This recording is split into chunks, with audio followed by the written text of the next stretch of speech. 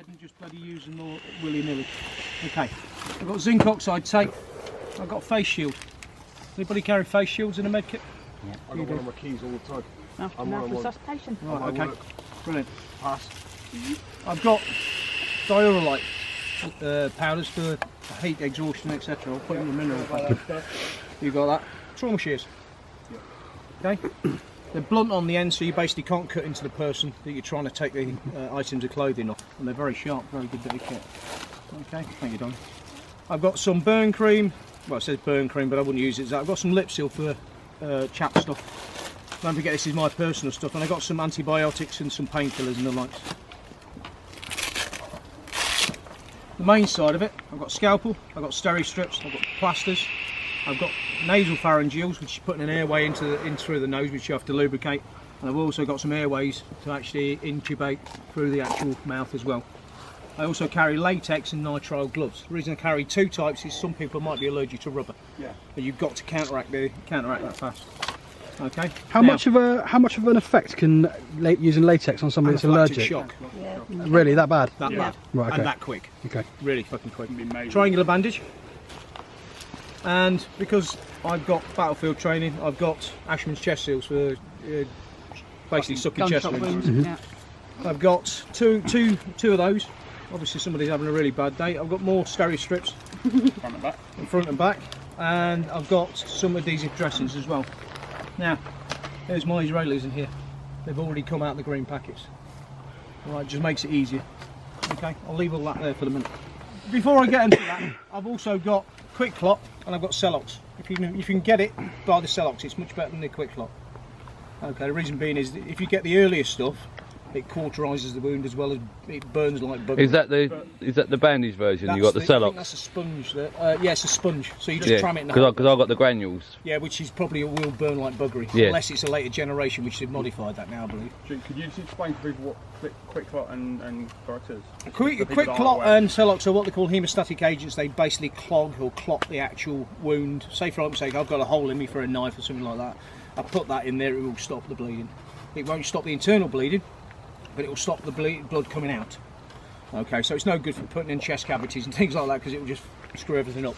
Is it good for arterial bleeding as well? That's what it's there for. Right, okay. Because you can get a syringe applicator, can't you, to go inside? Celox you can. Yeah. I'm not sure about that, but for that you can.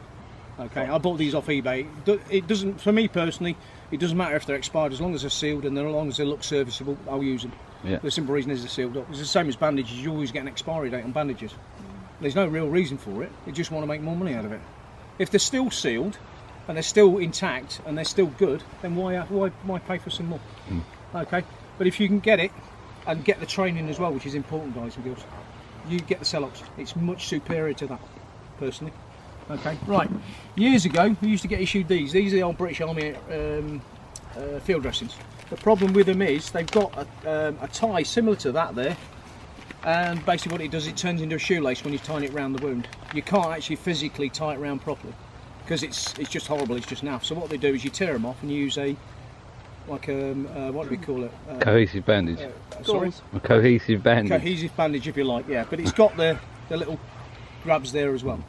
The reason being is you don't use the safety pins. These have got safety pins in them and they're a pain in the backside.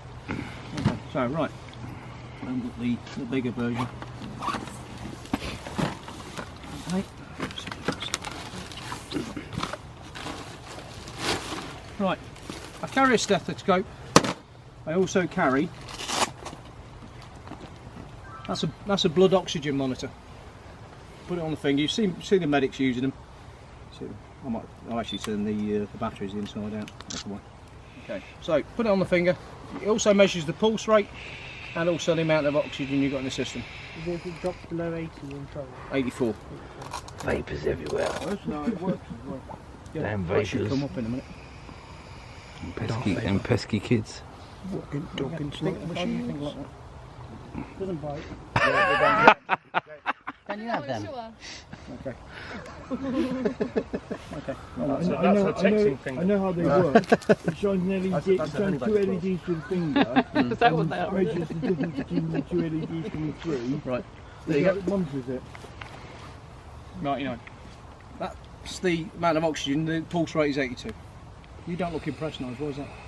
It's all over my head. Oh right, sorry mate. I don't- well, if you want me to slow down and explain things, I will do. No. Okay. Right. This is I got high end. I got some plasters. Don't get me wrong. In the bag, but I don't have anywhere near this. So this is why I don't have anywhere near this. So he's far beyond anything that I have. Okay. Well, again, he's had the training. Well, yeah, that's exactly it, and that's Quick the most sponge. important part. Yeah. Bandages. That is Space a. blanket. What is it, Ness? Space blanket. It's a space blanket. But it's a sleeping bag space blanket. So it's an emergency hypothermia type thing to get the warm. In here, I've got painkillers. I've got more plasters. I've got bloody all sorts of stuff. What's the? Is it Feminax? You get for the thing? That's actually a high strength dose of a painkiller. Yeah, I would never buy the brand. It's a rip-off. But fair enough. But what I'm trying to get is, if you so for argument's sake, if you've got a major backache, if you go and buy the Feminax equivalent, give it to him, it'll cure it. Well, help his backache. He can't buy it. Yeah. You can. That's the stupidity about it, because he's not a woman. Well, I don't think you are anyway, mate. But you, Linda might question what painkillers do you keep in there, mate? it. Right. Okay. Did you? Well, you got codeine, ibuprofen. I've got cocodamol. I've got ibuprofen. I've got paracetamol. What else have I got? Aspirin. I've got aspirin in here for heart attacks and strokes, which I'll get onto in a second. I've got all sorts of stuff. Have you actually got any like pure codeine tablets in there? I'll be interested to know. No, I haven't. No, mate. We'll take it back to me later, all right? Because I'm not because codeine's a lot better for you than ibuprofen, isn't it? So, right, I can't use that. You can't Ibuprofen use what's that. the That's guts made lining? out of shellfish. Yeah, it's going to cause Made out of ulcers and shellfish. cause Anybody got cancer. shellfish intolerance? Ibuprofen, yeah. No. No? So I'm very clear about that. That's why I'm the codeine man all the way. Okay. Love the stuff. That's quick clot gauze. Yeah. Covered. Okay. I'll get Gauze both version of it. once. So you can just cram that into. That's I've got basically like using that, but gauze version. Yeah. Okay. Heavy duty cases can go on my belt. Because I'm going to do that. Another dressing. More Ashmans. For gunshot. That goes on to the fact if you've ever got anybody with a chest wound and it's on one side, don't roll them onto their opposite side, because all the blood that's coming out of there will drain into the lungs around. Yeah. Always put them on the opposite side. Okay. Drain it out. Well, he's keeping it away from the active operational lung. Okay. I've got 1, 2, 3, 4, 5, 6, 7. I've got 8 of these bloody dressings in here. All right. I've got 1, 2, 3. Oh, and I've got an ordinary army field dressing, which is why I keep that in there as well. If you want to use a tourniquet, is a little trick. What one is that, John? This is a cat tourniquet. That's a cat tourniquet. You can pick them up for about 7 or 8 quid online. There's 2 pits to the buckle there, as you'd normally do on a normal belt, which basically means that once you pull it tight, it pulls tight. But if you're trying to administer this to yourself, and you're not going to be able to do that because you're going to be faffing, you're going to be flapping, you're going to be bleeding out, whatever. So pull it through the first one. Jay, arm please. Pull it through the first one. If you pull it tight like that, it's already doing its job. Okay, then all you basically do, tighten it up like that. Can you feel your arm still, Jeff? His finger's gone floppy. Like Black ones, as in a civilian environment, will get used by paramedics. You can buy bright orange ones. The other thing to do is, on his forehead, put a big fuck off T there in a time. So somebody knows when they look at his head, he's got a tourniquet somewhere, and perhaps put left leg on there or right arm, whatever.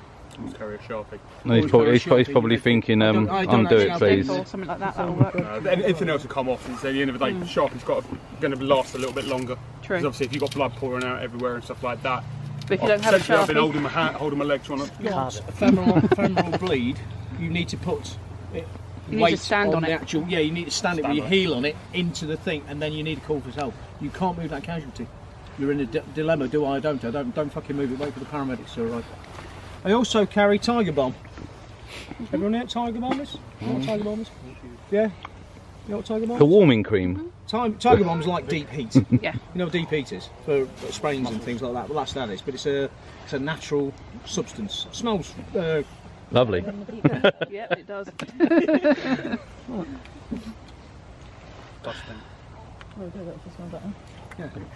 Smells better than deep heat anyway. Smells better deep, and it doesn't. I turn the batteries around on most things I'm not using, because if they get turned on while I'm not using them, then waste the batteries. So yeah, but I also carry a spare set of batteries with it. That's green British military sniper tape. Pick it up for about 10 quid a roll, 50 metres on a roll, but it's incredibly sticky. So basically, you know, you've seen the doctor do the thing in the eyes. You understand why that is for, anybody?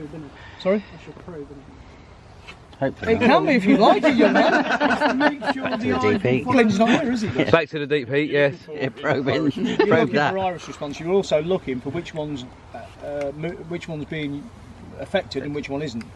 Because if which ones are being affected, it's the opposite side of the brain which has got the injury. I know. Of course, you I would. know very well. Well, the only problem with mine is, when I get a little bit tired, they go like that. What, your eyes or your Yeah, head? the eyes. The eyes will go like that and they will actually wander apart. Very dark, this that's video. normal. It is dark. Oh, well, I'll get it on the computer and lighting I up. wish. I wish I could. Okay, right. As I said before, I carry aspirins. Carry aspirins for heart Sign attack him and up for stroke, YouTube, I think. Thin the blood. to thin the blood. Is it just that you just get them to chew it? It's easier to break it up and shove it down in between the tongue and the actual membrane of the thing. Yeah, I'm The reason slightly being late is there. they might not be capable Yeah. of chewing anything like that. And chewing an aspirin is it's disgusting. Everybody knows it's disgusting. Yeah. So it's easier to just smash it man. up in first place and put it in. Oh, All right, Like one or two?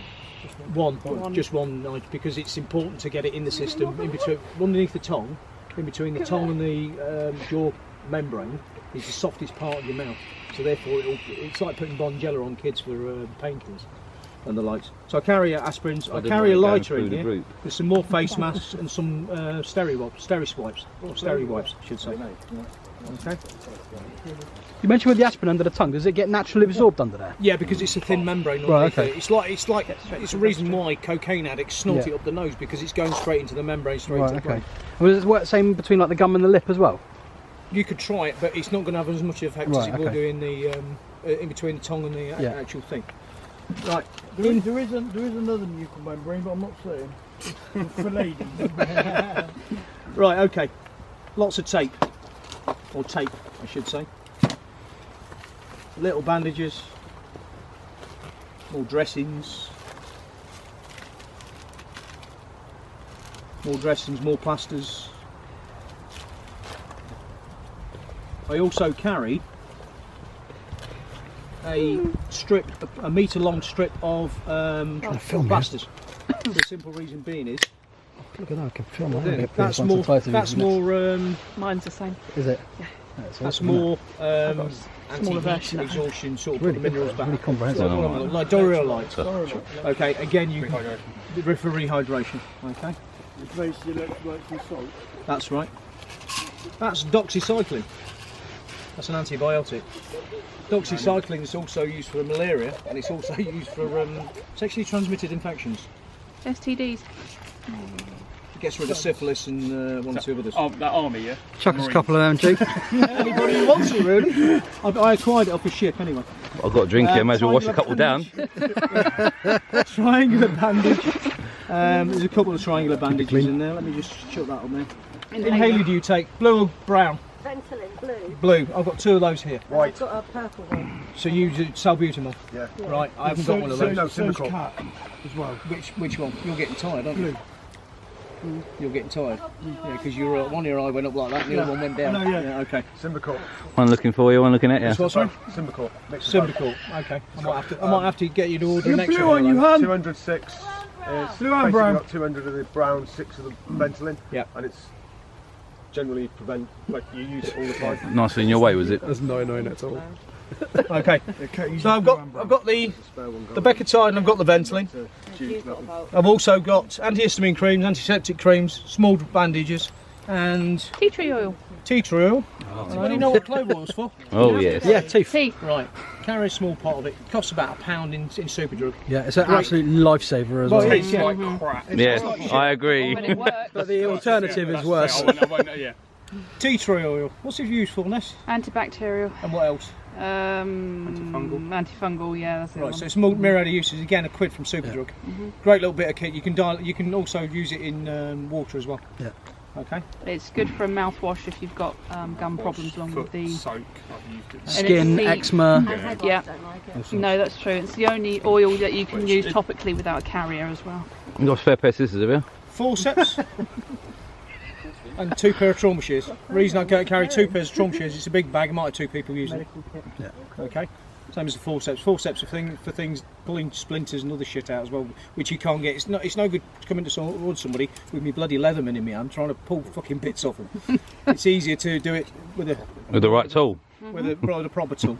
Okay. There's no limit to the amount of kit that you can carry. But you've obviously got to carry it if you're going to carry it on a Bergen, because that's a side pouch for my Bergen if I want to carry it, or I'll just leave it in the truck mainly.